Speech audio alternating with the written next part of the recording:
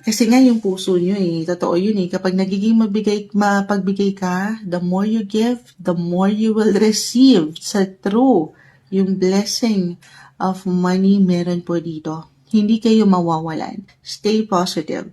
Kasi lalo pa kung alam mo naman yung pagsisikap mo, pagpupuyat mo, ayan, yung energy mo, inilaan mo talaga sa pagprotekta sa iyong posisyon, sa work, business, maging ano pa man yan, 7-7 din po kasi is connected to business.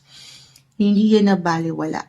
Meron at merong papasok na kaperahan, yung magandang flow ngayong buwan. At dito higit kayong makapagbibigay. So, halimbawa sa negosyo, especially kung kayo merong mga partners, again, business, or nandito kayo sa isang situation para bang shared finances kayo, the two of cups, halimbawa, meron kayong business partner, or kung itong partner nyo ay kapareha nyo rin sa negosyo, tapos personal na kapareha nyo rin sa relasyon, may maganda po akong nakikita sa part na yan, ha?